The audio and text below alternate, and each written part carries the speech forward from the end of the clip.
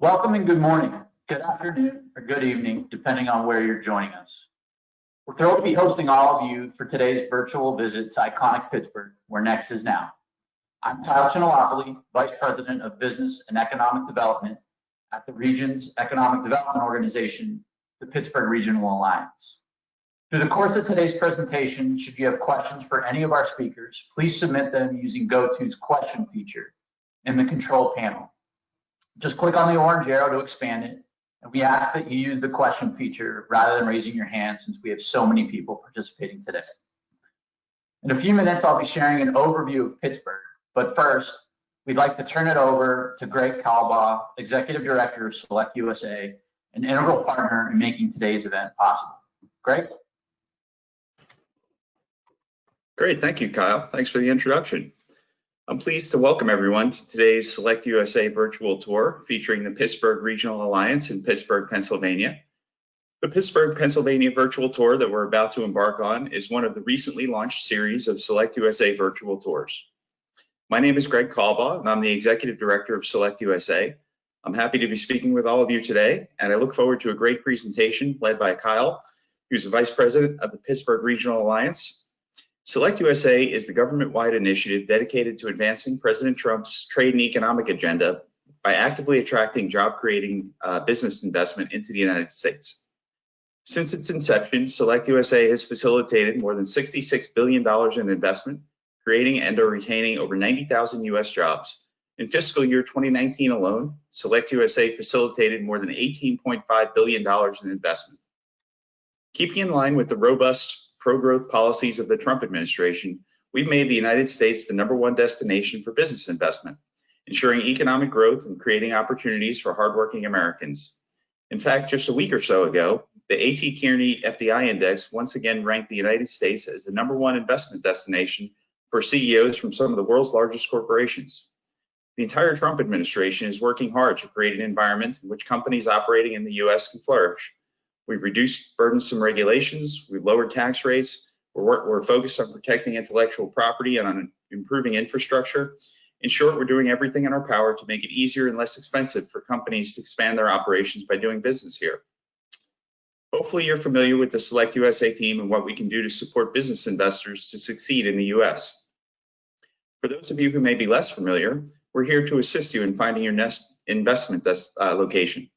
SelectUSA works one-on-one with companies, and our team has a proven track record of successfully connecting international companies with partners and resources to help them achieve their investment goals in the US. Our services include information and counseling, events and assistance navigating the federal regulatory system. We also work closely with economic development organizations, including the Pittsburgh Regional Alliance, and through SelectUSA Virtual Tours, we're able to offer business investors like yourselves an overview of existing opportunities in different sectors and locations across the U.S. Last year, 309,000 U.S. jobs were directly supported by majority foreign-owned affiliates in Pennsylvania, and a total of 416 announced greenfield projects were reported in Pennsylvania in its top sectors.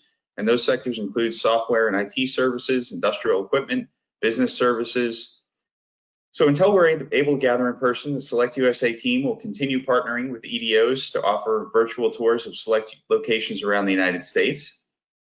Next year, international companies will have the opportunity to tour the locations that we're showcasing in our virtual tour series in person, following the 2021 Investment Summit, which will take place June 6th through 9th in Washington, D.C.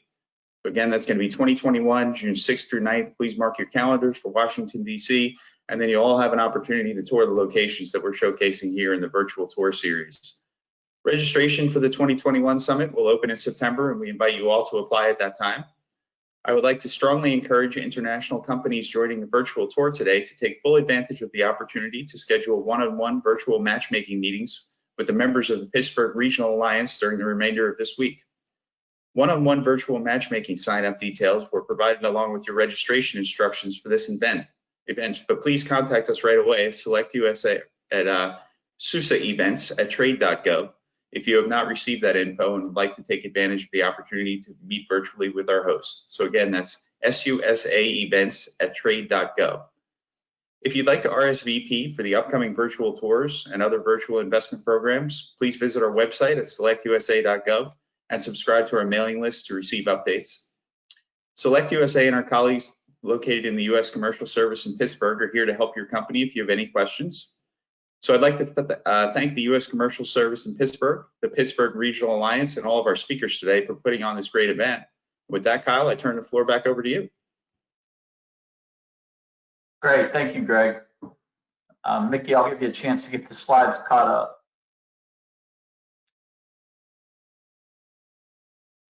Before my colleagues dive more fully into what is happening locally in robotics and AI, I would like to provide you with an overview of our region and some insight into the culture of collaboration and innovation, your business, and talent to thrive here. I do also want to remind, since we've had a number of people join, that if you have questions for us, please use the question feature that you can find in the control panel. Once you hit the orange arrow, it'll expand and you'll have the option there. Next slide. In today's overview, we're going to cover who's Pittsburgh and the culture and spirit you're going to find here, the talent and industries that Pittsburgh is really for, and our regional economy. Next slide. If you want to tackle some of the planet's most complex challenges and have real impact, then this is the place for you. Whether you're a builder, creator, artist, maker, entrepreneur, or innovator, you can have influence and make your mark in Pittsburgh. We celebrate ingenuity, appreciate hard work, and invest in passion. Next slide. Our region offers businesses and your talent a strategic location with great connectivity. Pittsburgh is located within 500 miles of 45% of the population of both the United States and Canada and half of the US total buying power. Next slide. One of Pittsburgh's greatest assets is our purpose-driven people. This is the home to inspired, forward-thinking individuals who are committed to leaving the world a better place. Next slide.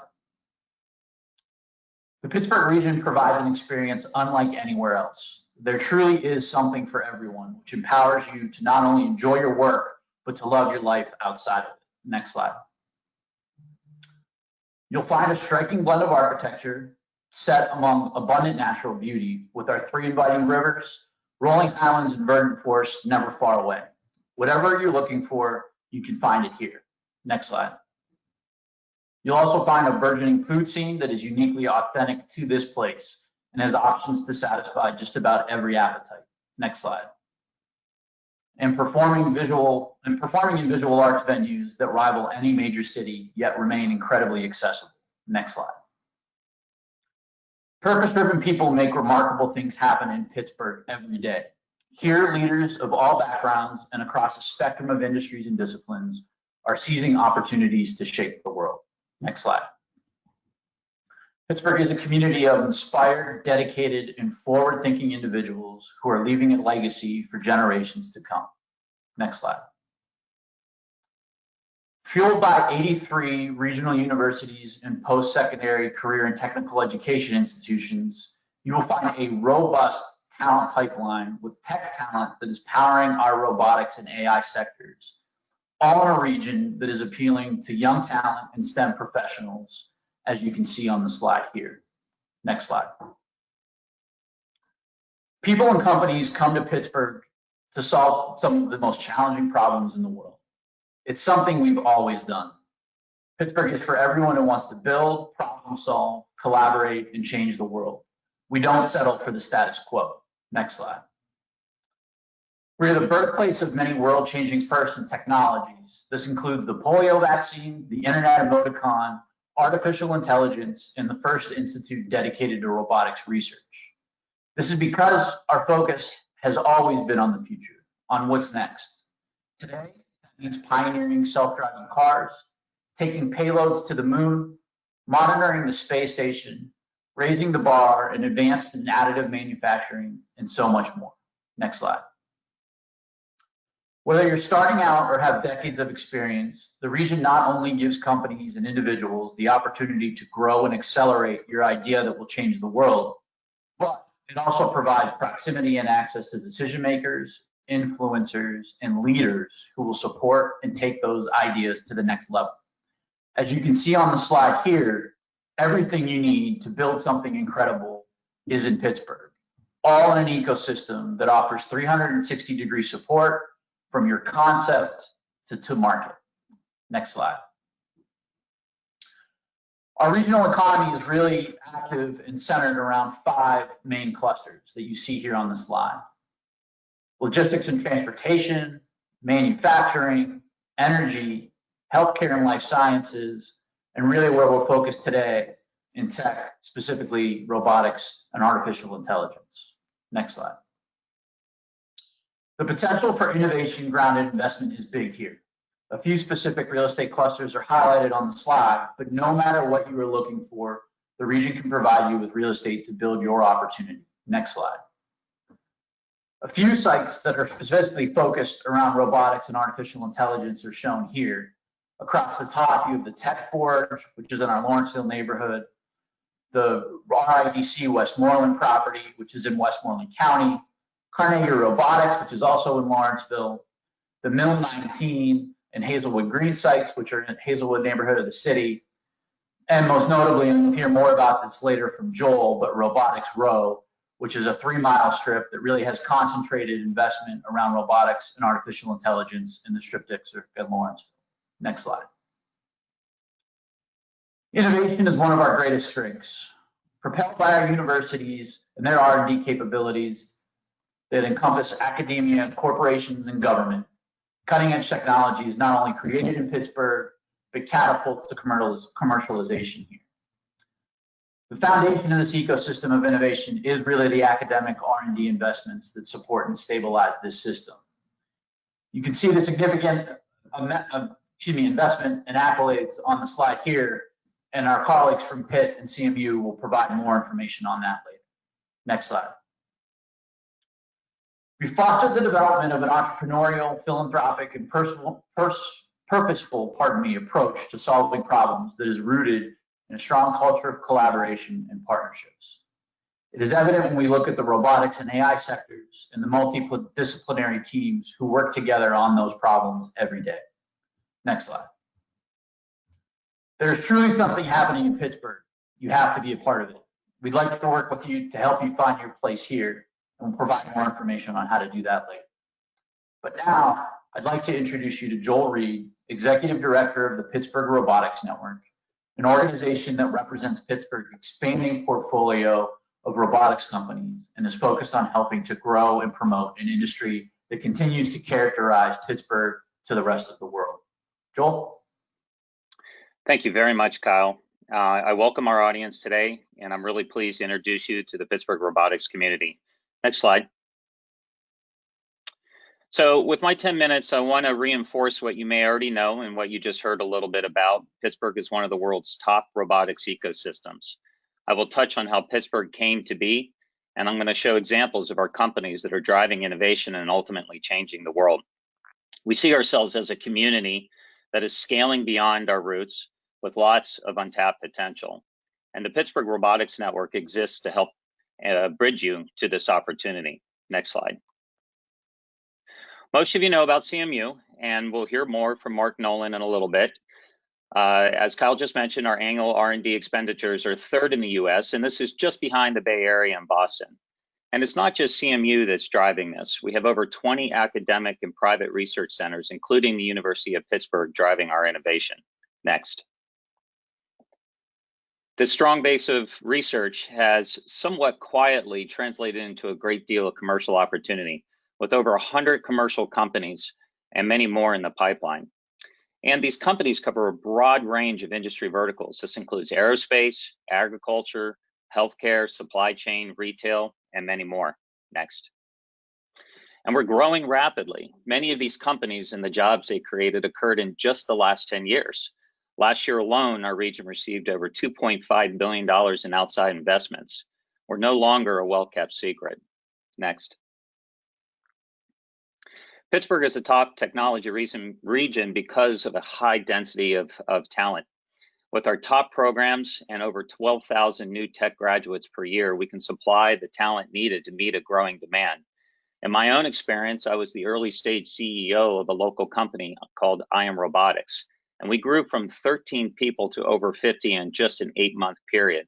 And we were able to attract candidates from all over the United States and from the world. Next. So why Pittsburgh? In the interest of time, I'm going to oversimplify this.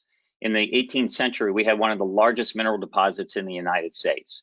Coal became steel, and steel built our railroads as the country rapidly expanded. Westinghouse, founded and based in Pittsburgh, invented the railway air brake and ultimately became a deep source of innovation and engineering talent. It was Westinghouse that introduced robots to the general public at the 1939 New York World's Fair with a working humanoid named Electro and his sidekick Sparko. Electro became the first celebrity robot. The history of invention and innovation served as the raw natural resources for this upcoming industrial revolution. Next.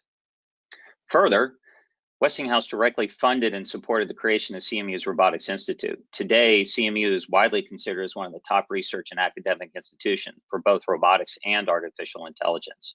And this remains a natural wellspring of new talent for our companies each year. Next. It wasn't long until we saw commercial solutions emerge from the Institute and their research. A notable example was Workhorse, developed by famed Red Whitaker in response to a nuclear incident at 3 Mile Island near Pittsburgh. Workhorse marked the beginning of developing advanced machines to solve extremely difficult problems. Next. Another example is automated healthcare, which developed one of the first fully automated drug dispensing systems. Automated healthcare is now part of Omnicell, which is a $1 billion a year business with a significant presence in the Pittsburgh region. Next. Nearly a decade after that, we see the emergence of autonomous mobile machines. Aethon introduced what is considered to be the first AMR, or autonomous mobile robot. They started in hospital delivery, but are expanding into new markets as AMRs take off, especially as social distancing has become a public health priority. Next. Another example is Seegrid, which introduced the first fully autonomous material handling system. Seegrid is currently a leader in the logistics market and recently recorded record revenue and closed $25 million in growth equity. Next. Finally, the self-driving industry started in Pittsburgh as CMU's Tartan team won the US DARPA Urban Grand Challenge in 2007. Many team members from that period went on to create and or lead the top autonomous vehicle companies today. Next.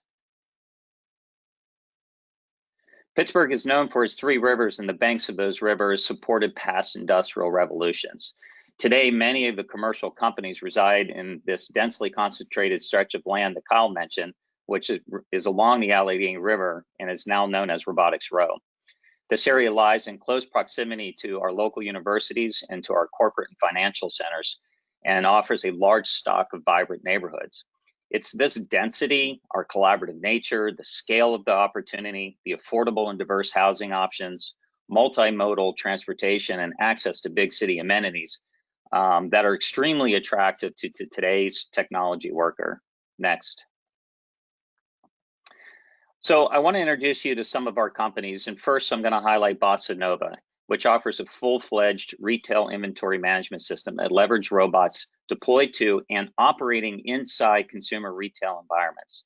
They have robots in 350 Walmart stores with plans to expand to 1,000 this summer. Next. Honeywell has a long history in Pittsburgh with previous acquisitions, but last year it made a large commitment by creating Honeywell Robotics, an advanced technology center, with the goal of creating the distribution center of the future. Next. Another supply chain company is IM Robotics, which commercialized the world's first mobile picking robot for e-commerce fulfillment applications. IM recently sold a fleet of picking robots to A.S. Watson, the world's largest health and beauty retailer. Next. We're also making space and space exploration more accessible. Specifically, Astrobotics is developing solutions for lunar and planetary missions. With $200 million from NASA, Astrobotic is now part of the search to find water on the moon. They're in the process of adding over 100 new jobs on Pittsburgh's North Shore, just across the Allegheny River from Robotics Row. Next. And just last month, Volkswagen invested $2.6 billion into Argo AI, joining Ford to accelerate the development of self-driving technology. Argo AI was founded by 2 students who participated in the DARPA Grand Challenge teams. And Argo AI is just one of 5 worldwide leading companies that are located in Pittsburgh working on self-driving technology. Others include Aptiv, Aurora, Uber ATG, and initiatives led by Carnegie Mellon. Next. Our companies are also working to develop human-like capabilities. RE² experiences steady growth and recently received a $3 million award from the U.S. Department of Navy to develop an underwater robotic hand to make exploration and dangerous jobs safer and easier. Next. Here's Agility Robotics, a company that claims to rival YouTube videos, to rival Boston Dynamics. It's headquartered in Oregon, but with CMU roots, its East Coast operations are in Pittsburgh in order to tap into our large pool of talent and resources. Next. I also want to point out the University of Pittsburgh's Rehab Neural Engineering Lab, or NEURAL, which works to improve the lives of individuals with neurological impairments by developing, for example, prosthetic limbs that feel real, something we can all agree is an exciting and worthwhile endeavor. Next. Pittsburgh is also feeding the world. John Deere is a longtime community member in partnership with the National Robotics Engineering Center, or NREC. It's their mission to use technology to do social good. And in this case, they're leveraging robotics to feed the world in a scalable and sustainable way. Next. There's Fifth Season, which combines vertical farming with robotics and AI to reimagine the food system. They recently opened a facility on 1 acre of land that will produce 500,000 pounds of leafy greens. Think about this, that's equal to 300 acres of outdoor farm operations on just 1 acre of land. Fifth Season just raised $35 million to expand their operations. Next. And I'll close with my examples by showing Carta, which is a good example of several companies in Pittsburgh developing new technologies to map and inspect the world. Carta has a worldwide customer base primarily in construction, mining, and urban planning, and like many Pittsburgh companies are in a steep growth curve. Next. Other companies from around the world have joined us and established a presence here. This includes Bosch, Caterpillar, and Smith & Nephew, which acquired local company Blue Belt Technologies. Not to mention Uber, which strategically built their advanced technologies group in Pittsburgh. Next. And our success hasn't happened by accident. In addition to CMU, there are a number of academic and research organizations driving innovation, such as the University of Pittsburgh and the Advanced Robotics for Manufacturing Center, otherwise known as ARM. And Pittsburgh has a successful history of remaking itself through leading economic development and accelerator programs. This includes the Allegheny Conference, our co-host, and Innovation Works, a nationally recognized tech accelerator. Next. So to close, the PRN, the Pittsburgh Robotics Network, was created by companies, our local companies, to bridge you to Pittsburgh. I urge you to contact us at robopgh.org, and we can provide ways to make connections for talent or business purposes, to host discussions needed to expand our collective knowledge and influence the direction of the industry. We believe that by working together, we're going to accelerate the adoption of robotic solutions worldwide. Thank you for your time. Thank you, Joel. Next, we'd like to highlight one of the things that's really unique about Pittsburgh. And that's that having not just one, but 2 R&D powerhouse universities. And they are literally next door neighbors in Pittsburgh's Innovation District. Today, you're going to hear from Carnegie Mellon University and the University of Pittsburgh. Now, they could be competitors, but instead, these universities have chosen to collaborate, leveraging their top-tier strengths in areas such as computer science, robotics, engineering, biotech, and medicine. When there's opportunities for strengths to converge and create innovative solutions that improve global conditions, the Pitt CMU Alliance is especially impactful. Working on solving the toughest problems and shaping the world, that's what we do in Pittsburgh every day. First, I'd like to turn things over to my colleague, Mark Nolan, who's Associate Vice President for Strategic Business Partnerships at Carnegie Mellon. Mark? Good morning. It's wonderful to be here. Good evening, depending on where you are, and almost happy Friday to some of you in Far East Australia. I am Mark Nolan, and I'm an Associate Vice President engaged in business partnerships at Carnegie Mellon University. Next slide, please. As you'll see, my title has just changed, and would like to give you a virtual overview of Carnegie Mellon University. We're very disappointed we couldn't do this in person, but very happy to do this virtually. Next slide. Were you in campus today? It is a beautiful sunny day in Pittsburgh. I would have loved to have shown you our new ANSYS Hall, which is where our students across campus are learning about the use of computational fluid dynamics software in a variety of industries, from mechanical engineering into healthcare, and even into the arts. Speaking of the arts, you'll notice the next building on campus is our College of Fine Arts, among the oldest drama programs in the United States of America. Next slide. We'd also have the opportunity to show you our beautiful School of Computer Science. Computer science at Carnegie Mellon is very different from most universities in that rather than being an academic department within a college of engineering, it is made up of 7 unique departments, including machine learning, robotics, human and computer interaction, the Institute for Software Research, so think cloud software, broad engagement across the business enterprise and the national enterprise, and language technologies. The next building you'll see there is our relatively new Tepper School of Business, among the most beautiful buildings in Pittsburgh. Next slide. Now, to provide you an overview, a little background on Carnegie Mellon, if you're not familiar with us. Next slide. Carnegie Mellon was founded in 1900 really as a technical school for the sons and daughters of the steelworkers that worked for Andrew Carnegie, one of the founders of the steel industry here in Pittsburgh. And indeed, it did not become Carnegie Mellon University until about 1967, when it merged with the Mellon Institute, creating Carnegie Mellon University. So I'm regularly reminded that the university is actually much younger than I am. And as Joel pointed out, in 1979, we formed the nation's first Robotics Institute. We have a long history in robotics. And in 1988, we had the nation's first School of Computer Science, again, set up very differently from computer science programs in most countries or most universities. Today, Carnegie Mellon is the youngest of the top 25 universities in the United States. Next slide.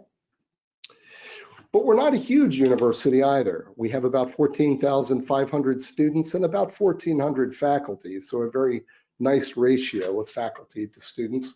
And our students come from all over the world, including perhaps many of your countries, and our alumni are all over the world as well. As you can see, 144 countries.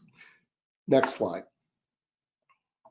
We are made up of 7 schools and colleges, and while many think of Carnegie Mellon as a School of Computer Science or a College of Engineering, again, we have a very sophisticated College of Fine Arts, the Tepper School of Business, Mellon College of Science, which would include biology, chemistry, other disciplines. The Heinz College of Information Systems and Public Policy is focused on such things as information systems, data sciences.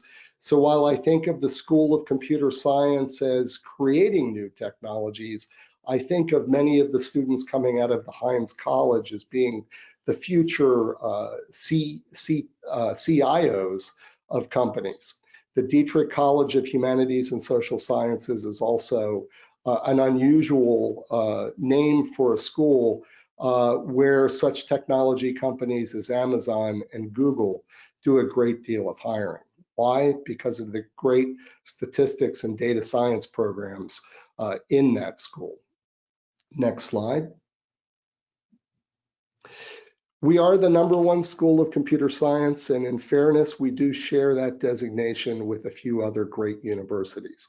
We share the designation with MIT, Stanford, and Berkeley. Alphabetically, we're at the top of the list because Berkeley is technically the University of California at Berkeley. So we share that designation. Right next to that, you'll see though that we are the #1 school for artificial intelligence. We do not share that designation. We hold that designation singly, followed by those other great universities. We're also the #1 school for information and technology management.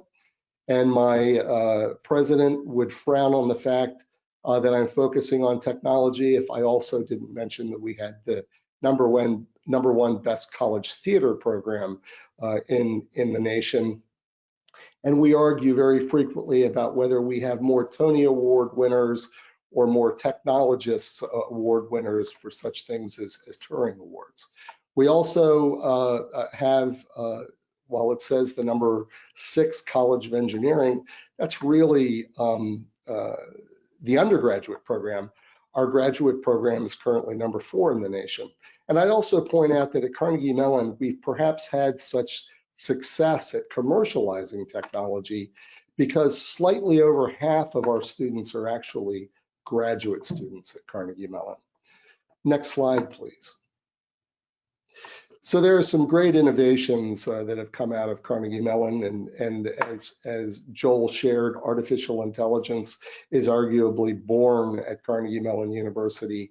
Again, robotics goes back a long way, and some of the technologies that have come out of Carnegie Mellon perhaps have been a little frustrating for you, namely reCAPTCHA or the emoji. But we're also very, very good at making traffic more easy to get about and making cities more fluid. I'd like to point out the vehicle that Joel referred to earlier with the autonomous cars. That truck, Boss, again, won the DARPA Grand Challenge in 2007. And I don't believe that Pittsburgh's economy would be as strong as it is today had that vehicle not come in first place. That vehicle came in 20 minutes ahead of almost 20 minutes ahead of the second place car, which came out of Stanford University. Next slide, please. A few of the things that we'd love to talk with you about in the future: advanced manufacturing, where I'll touch on a bit more in the future; neuroscience, where we work with our private sector partners, but also with our great colleagues at the University of Pittsburgh; global decision making, robotics, and autonomy.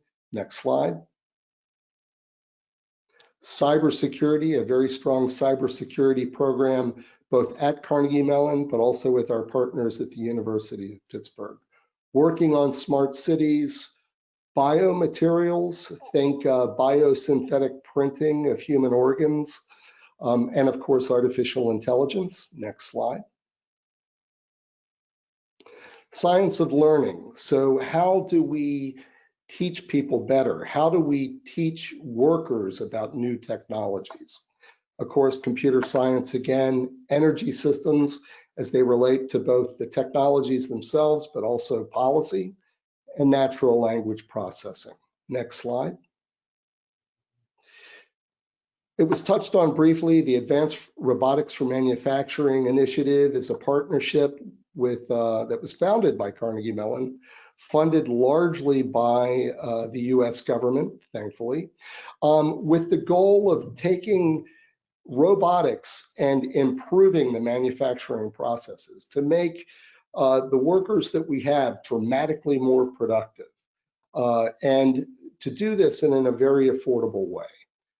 It would be fruitless to create solutions with robotics that are too expensive. So the goal there is to make them as affordable as possible. The goal there is also to work with private sector partners around the United States, as well as with universities around the United States. Next slide.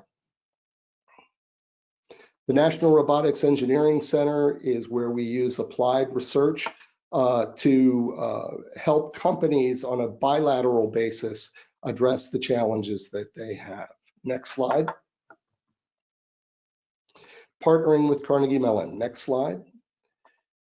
Today, we work with 575 companies around the world, engaging with our students, sponsored research, setting up relationships with faculty, helping professional education within companies, licensing and technology transfer, working to connect our big partners with startups, and working on attracting companies like yours to come to Pittsburgh, where they can more easily collaborate with our faculty and students.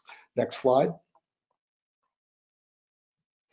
We have about 15 to 20 startups that come out of the university every year. Next slide.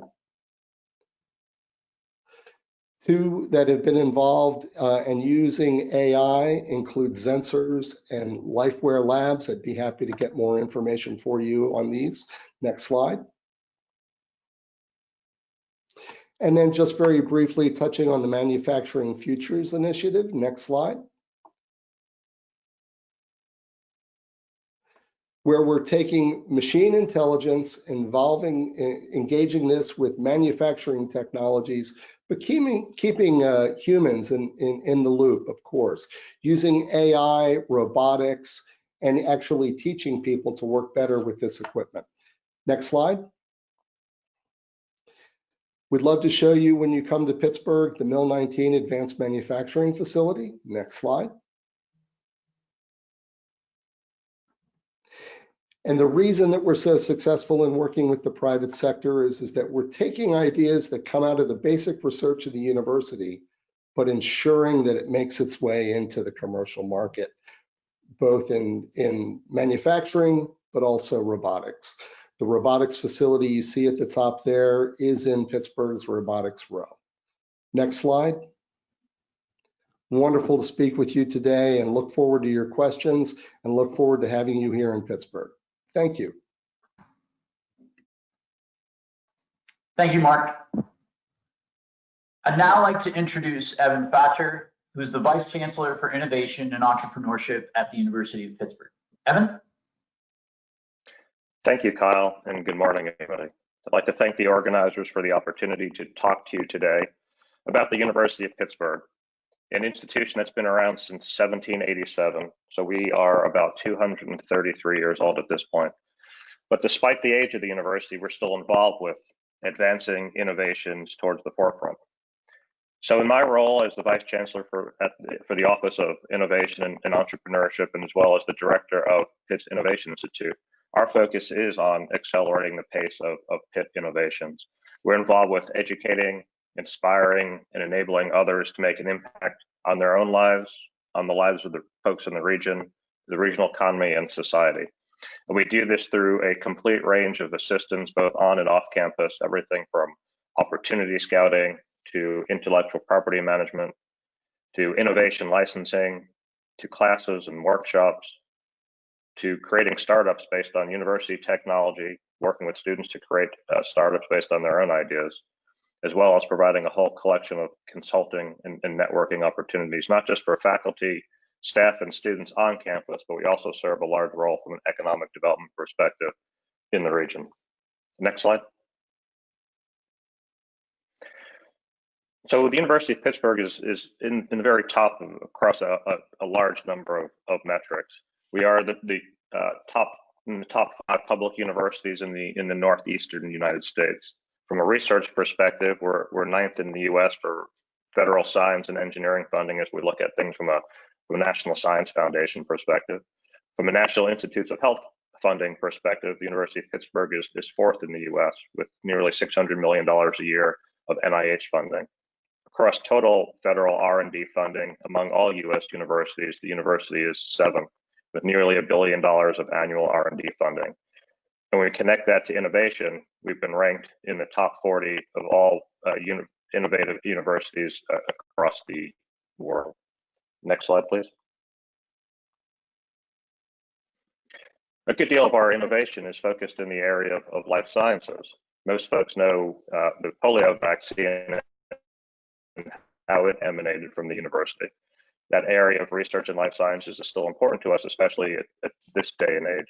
You may have heard in the press about Paul Dupre, who's the director of our Center for Vaccine Research, one of the only BSL-3 level labs in the U.S. at an academic institute that actually has access to the COVID virus. We are in the process of developing multiple vaccines against COVID currently. Next slide.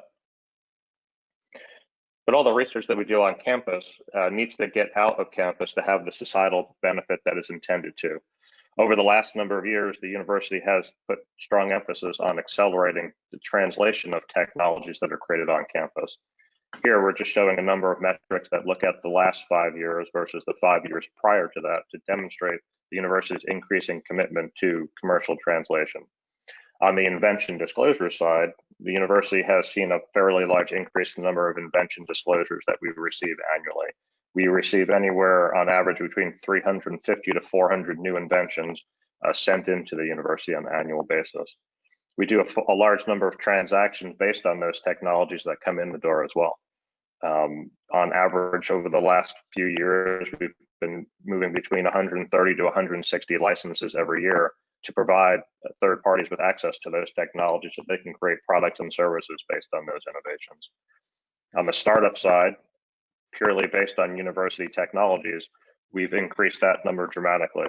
If we add, we've been averaging anywhere between 15 and 20 startups based purely on university technology, but we do the same work for students.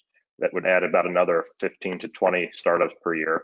And then when we look at the small businesses that we help create in the region, more Main Street businesses, that would add about another 50 or so businesses that we're involved with creating. So on an annual basis, the university is involved with 80 to 100 new businesses created largely in our region. And on the patent side of the world, we are receiving about 80 to 100 new US patents every year. Again, demonstrating that the research that we're doing on campus is being translated to third parties that can take those technologies and create products and services that provide the intended societal benefit. Next slide. The region that we've talked about between the University of Pittsburgh and Carnegie Mellon is one of the most densely populated from an idea perspective. In the small 1.5 mile radius that connects the University of Pittsburgh, Carnegie Mellon, and the University of Pittsburgh Medical Center represents over a third of the total university research for the entire state of Pennsylvania. There's about $1.5 billion of annual research in that small area, which puts us as one of the highest R&D expenditures per metropolitan region, greater than other cities that folks may be thinking about, such as Raleigh and Seattle and Atlanta and Philadelphia. More ideas per capita emanate in Pittsburgh than most any other place in the US. Next slide, please. One of the unique aspects of the University of Pittsburgh is its connection to the University of Pittsburgh Medical Center. We at one point were one entity, and a number of years ago, we split to two separate entities. The important thing here is there's a large number of operating agreements that connect the university still. So we have approximately 1,250 duly appointed Pitt UPMC employees. When those clinician researchers are doing research, they are wearing a University of Pittsburgh hat for the most part. And when they're seeing patients for a traditional visit, they are clinicians working in the UPMC domain. So for all federal research that comes through the healthcare system, it actually flows through the University of Pittsburgh. We oversee the intellectual property and the commercialization of those technologies. Because of this, we are the largest academic medical center in the entire United States with access to 40 plus hospitals and access to a large number of patients on an annual basis. University of Pittsburgh Medical Center is a payer and a provider. So they do have a very large insurance operation as well. Next slide. Together with the University of Pittsburgh Medical Center and Carnegie Mellon, we have an interesting relationship for the commercial translation of research that focused on health data. So there is this collaboration between Pitt, CMU, and UPMC that brings together the academic translational research with biomedical, robotics, and digital healthcare. At Pitt, this is embodied in the Center for Commercial Applications of Healthcare and is run through our Department of Biomedical Informatics. But this many-year relationship between the entities allows us to create and commercialize a large number of technologies purely focused on digital healthcare. Next slide. With CMU, we also operate the Pittsburgh Supercomputing Center, which allows 75,000 plus researchers a year with access to these kinds of technologies right here in Pittsburgh. Next slide. I would encourage you to take a look at the large number of technologies that are created annually at Pitt. We actually employ an AI-powered search tool that allows folks to understand technologies that are developed, to narrow folks' areas of interest, and connect on a regular basis with technologies that are being developed in your areas of interest. And you can access that through licensing.innovation.pitt.edu. Next slide. This all provides a large number of partnerships opportunities at the university, access to world-class research, clinical data, state-of-the-art facilities, and a large collection of talented students. We have approximately 35,000 students, both graduate and undergraduate on campus. We partner with companies in multiple ways, collaboration with key opinion leaders, access to revolutionary IP, and really just the ability to partner in many different areas. So thank you for your time.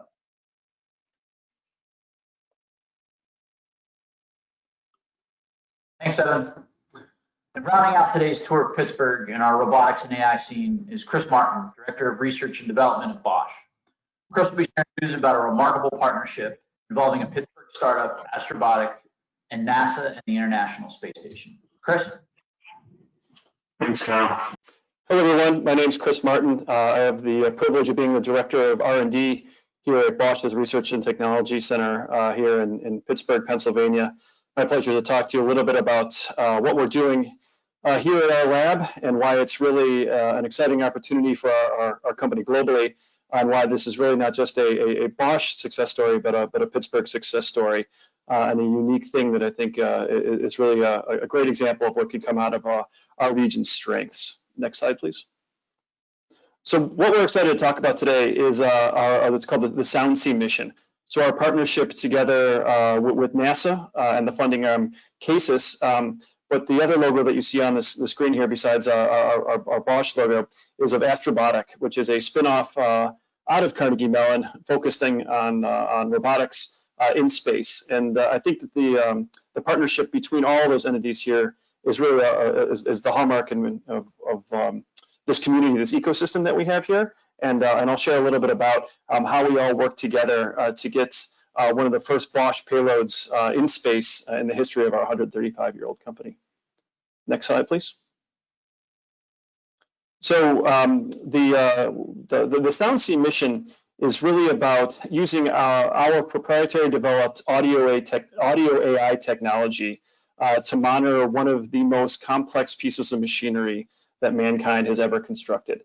So the International Space Station actually operates, or the portion of it operates, as a national lab of the United States. And it is an incredibly complex piece of scientific equipment, life support that houses any number of astronauts at a given time.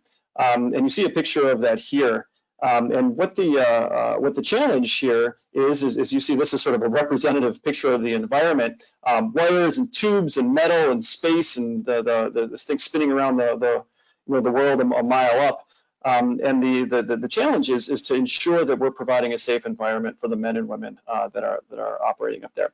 So what our audio AI technology does is it hitches a ride on that blue robot that you see in the environment right there. That's a robot that was developed by NASA together with the Jet Propulsion Laboratory.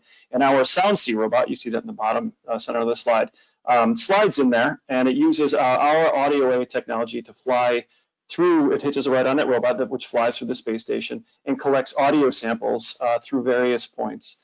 And through that data collection, what we're able to do is create an acoustic image to understand the performance of the space station. Next slide, please.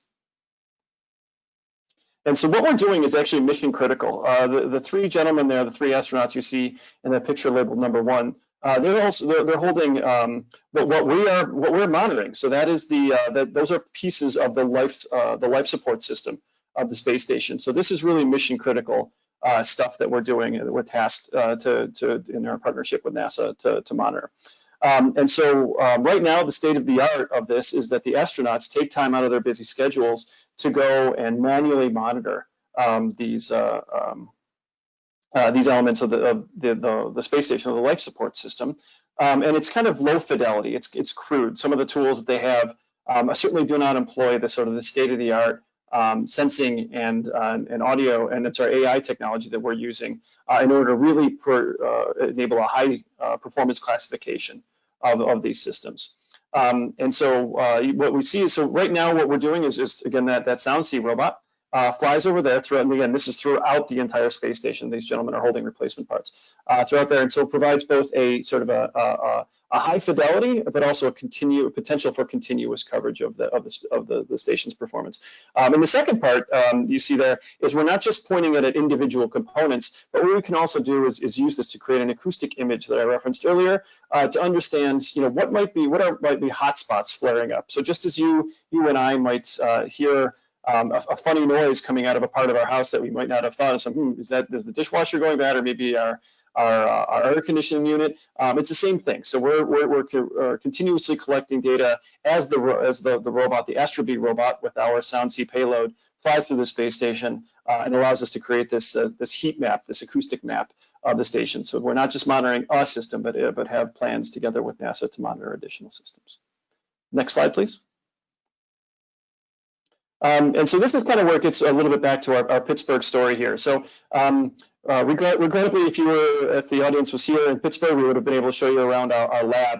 But this is a small screenshot of some of the instrumentation that we have set up in our lab. In the center of that picture, you see a replica of the space station that we have for ground testing. And so here, there's some speakers and some simulated sound coming out of there, and we have a robot that's a quote unquote flies through. It's a ground-based robot for our setup, which allows us to have a really unique facility here in Pittsburgh for testing our prototype, for testing our robot, and being able to upgrade the performance of this over time. So for our initial mission, which we hope to expand into in the future. And that's right in the middle of our office in Pittsburgh. Our original collaboration, this again, to give a shout back to the Pittsburgh success story. This lab and portions of it were originally at the Astrobotic facility, which was originally in the Strip District neighborhood of Pittsburgh. They since expanded their footprint into another neighborhood in the north side of Pittsburgh. But again, that goes to show a really great partnership together with a startup, where we're able to act in a very agile way to use their experience in setting up and running these experiments, and then we were able to bring that onto our main facility, and then to expand, to use our corporate resources to expand and build off of that initial potential that we created together. Next slide, please. Great. And so the opportunity that we have here with this really groundbreaking research that we have together with NASA, there's a number of YouTube links which I believe that we'll share together with you. But one of the more interesting ones is it's narrated by Commander Mike Full, one of the astronauts who was the commander of the space station for about a year. And he talks about, at the end, he says, he believes really the cooperation between humans and machines and AI can lead us to all sorts of new frontiers and new potential. And what we're doing here is really to performing that research and using this as a first use case, this complex machine monitoring. There's a saying that we have in another one of the videos. It says if it'll work up here, so namely at the space station, it'll work down there, on Earth. And so what we're doing is we're leveraging our experience in monitoring this, again, one of the most complex machines that humankind has ever built, and deploying it to other examples, for example, around factories or mobility use cases, for example, autonomous vehicles. And so that's again, a picture of one of our associates working in our custom-built lab, where we're performing this research along a research test we call deep audio analytics, so improving the performance, the robustness, the applicability to these other use cases. Next slide, please. And again, unlimited potential. I think that through various events over the course of the last year, perhaps some of you saw the launch of the SpaceX rocket carrying Expedition 63 up to the International Space Station, the Crew Dragon capsule. That carried a little bit of a special meaning for our team. Astronauts Bob and Doug are the ones that will be up there carrying out these experiments with the SoundSee payload on the AstroBee robot. And so we see this potential, this collaboration that we've built here together with Carnegie Mellon, together with our partners at Astrobotic, and again with NASA. This is a first step, and we see a number of different opportunities to build on this success. So right now with the International Space Station, but also other things that other examples you might see here at the bottom, for example, the Lunar Gateway, which is intended to be an unmanned automated station that will live between the Earth and the Moon, and to provide a gateway for communication and other experiments in the upper atmosphere and in the Moon and beyond. Next slide, please. And I think with that, use the chance to wrap up and say thank you very much. And if you're interested in some of the work that we're doing, please take a look at some of the YouTube videos that we've shared that I think that we'll share with you as a follow-up, and really look forward to having this chance to build on the first work that we've done, and to continue on this initial Pittsburgh success story, and go well beyond to the moon and even greater beyond that. Thank you very much. Thank you, Chris. A little low on time, so I do want to make sure that we share with folks at any time. We're happy to arrange one-on-one virtual meetings and to connect and answer your questions about investing in Pittsburgh. You can use the Invention platform through SelectUSA until the end of this week. Make it in advance, and we'll come back to Q&A for those who were able to stay. Next slide. Next slide. You can always send us an email request at information@pittsburghregion.org, and either I or a member of the PRA team, will be in touch. For those of you who are able to stay with us, we do want to take some Q&A with our panelists and engage in a bit of a discussion. As a reminder, there is the question feature in the control panel. Just click on that orange arrow to expand it. And things over to my colleague, Allison Treaster, who's the Senior Director of Talent at the Pittsburgh Regional Alliance. Thanks, Kyle, and thanks everyone for your comments. I know we're over time, so I'll just keep this to a few, but I wanted to start with Mark and Evan. Can you talk a little bit about ways companies can expand, particularly international companies, work with Pitt and CMU through licensing, R&D, landing space, things like that? Evan? Go ahead, Mark. So we have a fairly large number of international collaborations already. We do hundreds of new licenses a year. We do hundreds of sponsored research agreements a year, and a good portion of those are with international companies. So within our university, we have an office called the Office of Economic Partnerships, which serves as the gateway for all of our industry relationships. That sits within our organization as well. So we do collaborations on the research side, on the licensing side, access techniques, and internship opportunities. We work closely with Mark and his team around landing space for companies as well. Yes, I'd add, at Carnegie Mellon right now, as I mentioned, we have about 575 active industry-sponsored partnerships, and that includes everything from engagements, student project type engagements, all the way up to providing some soft landing space. We have research collaborations of the 200 companies that we have active research with this month. About 27% of those are actually international companies. So we're always willing to engage with companies around the globe, around the technology and research that's coming out of Carnegie Mellon, and very frequently work with the University of Pittsburgh to ensure that if we don't have the best answer, we make sure that we search through the University of Pittsburgh to find the best answer and potential partnership for a company. Thanks, everyone. And I know we're 5 minutes past, so I want to be conscious of everyone's time. But Kyle, if you can kind of talk us through and wrap up, how has COVID impacted our ability to have businesses expand here or visit? And also, if a company is interested in expanding in Pittsburgh, can you talk through who they reach out to and how to go about that process? Sure. Well, first I want to make sure to thank all of our panelists today, for joining us. To Allison's questions, I think those are, we've been fortunate as it relates to COVID and how much it's come impacted our communities and have been able to manage that well. I think it's a testament to the health system as well as the officials locally and at the state. So we remain optimistic as far as that is concerned, and as it relates to the ability for folks to visit and expand. We've managed a number of those virtually through formats like this, as well as done and some tours with folks at a safe social distance.